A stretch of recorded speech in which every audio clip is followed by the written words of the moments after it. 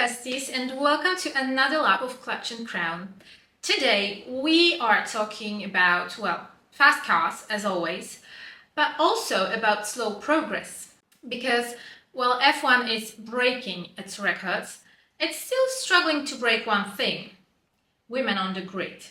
And we've got the new Netflix series on that, F1 Academy, which is really about real-life barriers, girlhood moments, and championship dreams. And it really shows it's not just about racing, it's about space and who gets to take up room in this sport. So, I hope you've got coffee or champagne, either works, and let's start our engines because we're going in.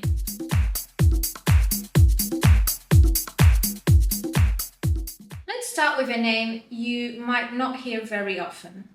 Lella Lombardi. In 1975, she finished 6th in the Spanish Grand Prix and scored half a championship point. Half. And that half point remains the only one ever scored by a woman in F1 history. 50 years later, no other woman has gone further. And that's not even a fun fact for me, that's a freaking red flag. Wait, am I being dramatic? Good, someone has to be. So let's zoom out. Women's sports get just 5% of media coverage, even though women make up 40% of sports participants globally. In 75 years of Formula One World Championship, more than 800 drivers have started a race. How many of them have been women? Just two. And the pipeline of talent starts in karting, as we know. And according to FIA data, female license holders make up only around 7 to 10% of participants at the grassroots, so junior level. And if the talent pool is 90% male from the very beginning, the top of the pyramid will inevitably reflect that. So I'm asking myself, what the frick is going on? Why we don't see more women behind the wheel? What's standing in the way? What's changing? Because while we celebrate every woman who breaks through the ranks, we need to ask the tough question. Is the progress real, or is it a smokescreen for a sport that's still fundamentally a boys' club? And the statistics, when you look at them closely, suggest that the position and capabilities of women are still very much undermined. And the finish line for true equality is still a long way off. Luckily, Netflix might have just given us one of the most inspiring sports series of the year, and I think it will completely change the trajectory of women's visibility in motorsport. So let's talk about F1 Academy, because I'll be honest, it really hooked me. Not because of the drama, but because it finally showed us this world through a female lens. And I was instantly in. I wanted to know more. And the show maybe didn't go super deep into rules or its structure. So I did what every good sport nerd does. I started digging. So, how does F1 Academy actually work? It is a junior racing series created to support young women in motorsport. F1 Academy was created to lower financial barriers. While a season in an F4 series can cost up to €500,000, F1 Academy drivers have to raise just a fraction of that. And for the 2023 season, Formula One subsidized each seat, investing €2.2 million into the F1 Academy, which required the drivers to contribute just €150,000 for the entire season. In 2024, it was diminished to €100,000. So, it is still a lot, but way less than before. And this makes it one of the most accessible routes into single-seater racing. Since the 2024 season, all 10 Formula One teams have their own livered car and a nominated female driver competing in the F1 Academy. Which means you can cheer for a driver backed by your favorite F1 team like Mercedes, Ferrari, Red Bull. The others are backed by commercial sponsors like Puma, Charlotte Tilbury, Tommy Hilfiger, Gatorade, and more. We've got 6 teams, each one with 3 female drivers. That scores for 18 races total. There's also a 2-year contract for each driver, and for the championship winner, in 2024, F1 Academy has announced that the champion will receive a fully funded seat in GB3 for the next season. In addition to the full-time race seat, the champion will receive 20 days of testing in the GB3 car to support her campaign, also funded by F1 Academy. The cars, well, all drivers in the F1 Academy compete in identical machinery. Same chassis, same engine, same compartments. This means it is the driver's skill, not the car's performance, that truly makes a difference. They can reach a top speed of 240 km per hour. It can also accelerate from 0 to 100 in a rapid 3.6 seconds. Unlike a traditional race weekend, one of the 2 races at each F1 Academy event features a reverse grid.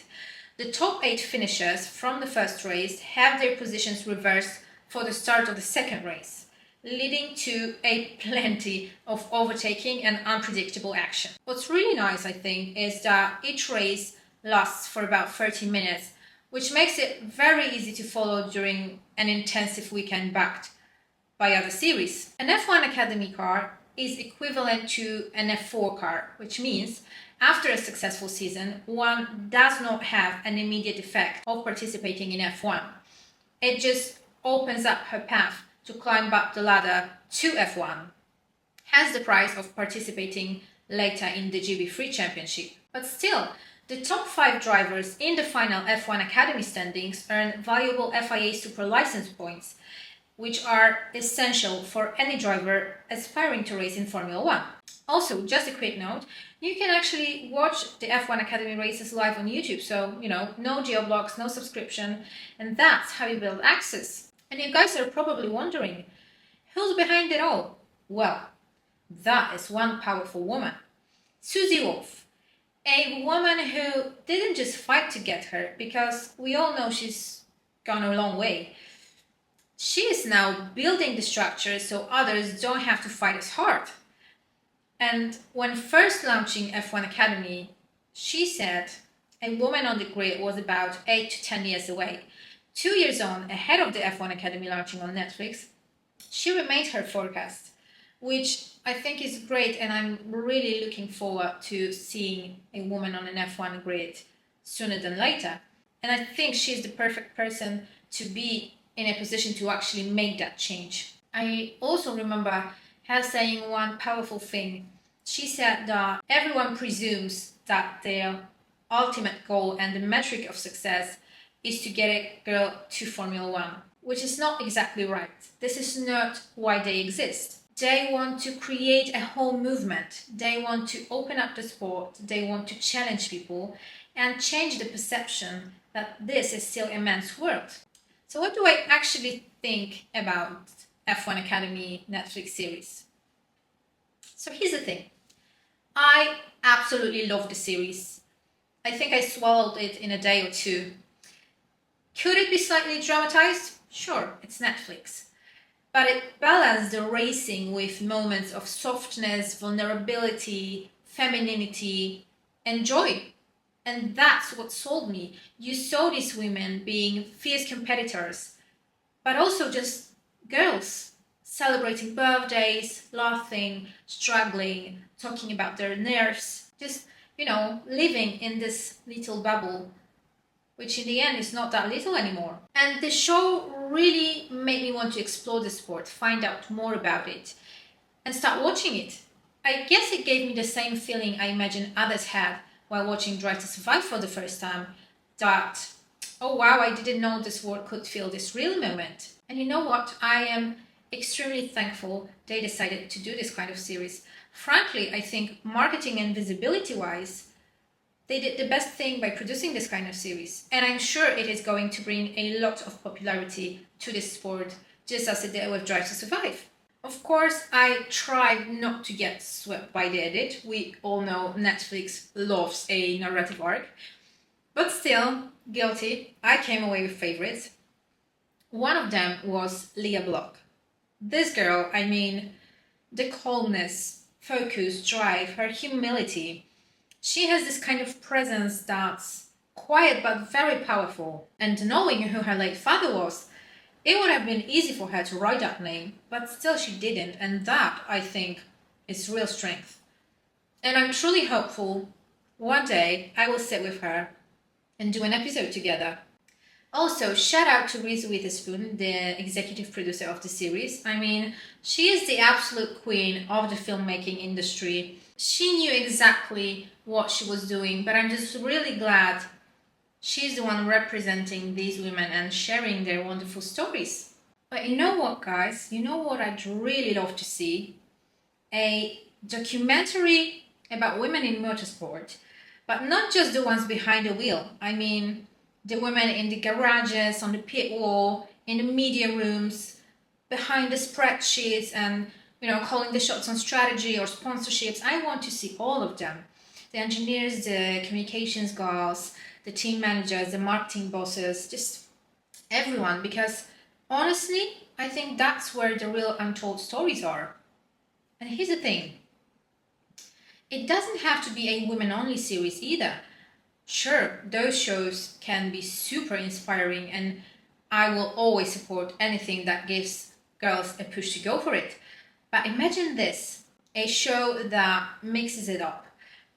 Everyone all together, the men, the women, the young, the veterans, showing their day-to-day chaos, their ambition, their hustle, their road to wherever they're aiming, and showing the way they clash, align, disagree, and somehow still pull it off all together.